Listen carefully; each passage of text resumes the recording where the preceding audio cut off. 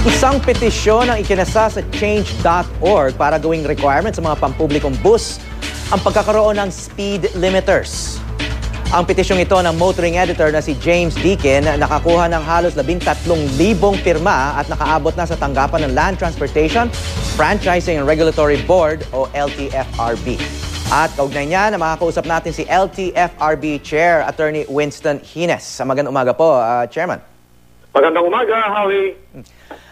Para sa atin at sa mga kababayan nating nakabiyahe na sa abroad, no, mapapansin natin na yung mga bus, mga public transportation bus sa ibang bansa, tulad ng Singapore, Amerika at saka mga bansa sa Europa, mababagal at yung katamtaman lang yung speed at saka maingat magmaneho yung mga driver. Dito sa atin ang tutulin, kaya nagkaka-aksidente tuloy.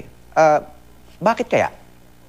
Howie, una sa lahat ay gusto ho naming liwanagin na bago pa man ang petisyon ni James Deakin at ng change.org tungkol sa pag-install ng speed limiter, ay nagkaroon na ng desisyon ng ating department, ang DOTC at ang LTFRB, na magpanukala ng isang policy na kung saan ay matutugunan natin ang lagi na lang nating problema tungkol sa reckless driving ng ating mga public utility drivers, no? Kaya gusto ko naming linawin ito dahil hindi po dahil sa petisyon ni James kaya umakto ang LTFRB.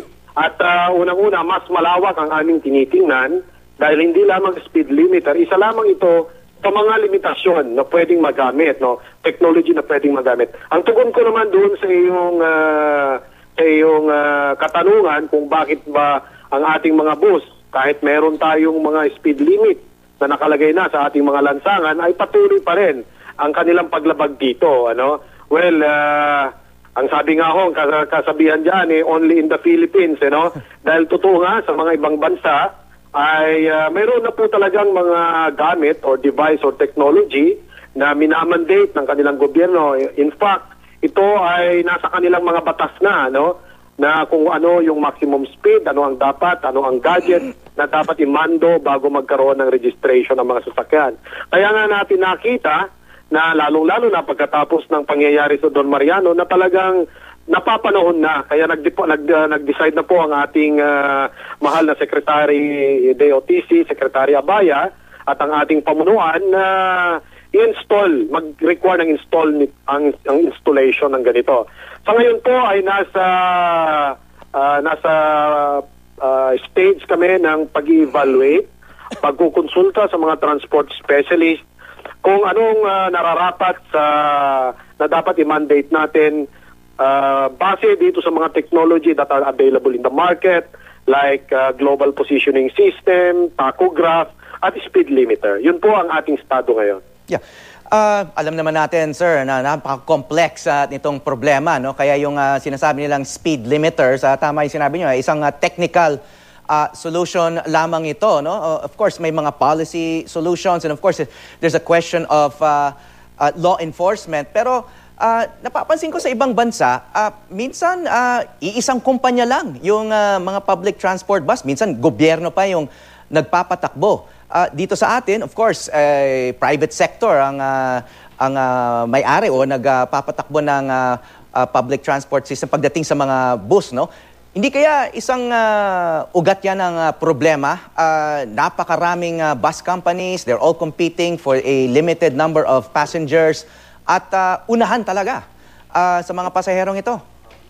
Well, tama, Howie, doon sa pag-aaral natin, kasama ang road planning section ng ating DOTC, ay sa mga ibang bansa, kalamitan, kahit po sa mga first world countries natin like America, United Kingdom, sa mga Australia, France, lahat po ang mga ito ay talagang pag-aari ng gobyerno yung mga public land transportation. At kung hindi naman, ay limitado talaga sa mga piling mga operators lamang ang nagpapatakbo ng kanilang mga buses at mga iba't iba pang mga klase ng kanilang mga sasakyan, no? At dahil, alam niyo po, ang dahilan dyan ay ang transportasyon ay isa sa mga basic na kailangan, basic public service na kailangan gampanan ng gobyerno. At kung hindi man, kung pribado man yan, ay dapat na naandyan ang gobyerno at umaalalay. At ang naging sitwasyon po natin dito ay nagkaroon ng deregulation, no? Lalong-lalo na nung mga kapanahunan ng dumami ang ating mga overseas contract workers, Filipino workers natin na kailangan mayroong magawa yung kanilang mga naiwan ditong pamilya o kaya yung pagbumalik na sila rito para magkaroon sila ng negosyo at ito nga na ibigay na alternative job ng gobyerno, magkaroon sila ng isang prangkisa, kahit isa o dalawa lang na taxi or UV o 10 na units ng bus, ay pwede ka nang maging operator. Maganda naman yung policy na yon para magkaroon tayo na maitulong natin sa mga hindi ganong malaking kapitalista na magkaroon ng hanap buhay. Ang isang banda naman ay naging mahirap sa isang regulatory body kagaya ng ating ahensya na i-regulate sa dami. Sabi nga, tama po kayo, sa dami at very limited space, nagko-compete sa isang maliit na negosyo. Kaya yun po ngayon ang challenge sa ating pamunuan. Kasi yung train system natin sa Metro Manila, yung LRT and MRT systems, no? Ang isang pakay niyan o yung isang goal niyan ay mabawasan nga yung street traffic, yung bus traffic, etc., no? Nagkaroon ba ng impact? Kasi alam, itong MRT and LRT, no? Hindi katulad ng mga bus na maraming may-ari, iisa lang talaga yung iilan lang talaga yung nagpapatakbo niyan, no? So, hindi kaya isang solusyon ay palawakin nga itong train system or yung commuter train system sa ating mga urban areas. Well, talaga malaking impact yan, ano? Malaki ang tulong. Hindi natin yan talaga may kukumpara ang tulong yan dahil sa mga statistics po natin ay halos milyon ang sumasakay dyan sa ating LRT. Sa tatlong LRT natin, yung LRT1, LRT2, saka yung MRT po natin. No? Kaya kung wala po ang mga yan, di lalo po tayo nagkagulo sa Metro Manila. Kaya tama ka, Hawi. At yun naman ang direksyon ng ating DOTC ngayon, ano, na palawakin. Kaya nagkakaroon po tayo ng pagpapa-extend ng LRT1 natin. Mula Baclaran, makakarating po ito ng Cavite. At may nakalatag na pong programa dyan, up for bidding na yan. Meron naman pong programa din, at ito ay na-approve na rin natin sa pagkakalam ko ng NEDA, ng ating presidente, mula po doon sa Quezon Avenue, papunta ho yan ng Fairview hanggang makakarating ng Bulacan.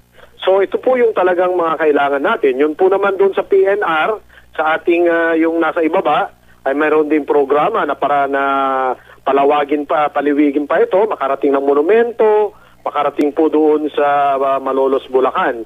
Yan po talaga ang future ng ating public land transportation kasi mass transportation po yan. Para talaga sa nakakarami po yan. Sir, maikling update lang doon sa Don Mariano Transit kasi yung huling balitang nalaman namin na kansela yung franchise dahil nga doon sa trahedya sa Skyway noong Disyembre. Pero parang nag-a-appeal yata. Wala na ba talaga sa lansangan ng mga buses ng Don Mariano Transit? Tama po kayo. Wala na po sa lansangan. No? Dahil nung tayo nagdesisyon noong January 14 ay ginawa na naming permanente ang pagkakasuspend po nila at hindi na namin ibinilik sa kanila yung kanilang mga for hire or yung tinatawag nating yellow plates. No? At yung ating mula noon ay suspendido pero totoo po nag-file sila ng motion for reconsideration at bukas ay didinggin namin ang motion na ito. Bukas meron ng hearing. Tama po yan. LTFRB mismo ang hearing venue. Okay, so makikibalita ulit kami sa inyo pagkatapos ng hearing siguro. Maraming salamat po. Tama po. Alas 9 po ng umaga ang schedule ng hearing natin bukas. Okay, LTFRB Chairman Attorney Winston Hines. Maraming salamat.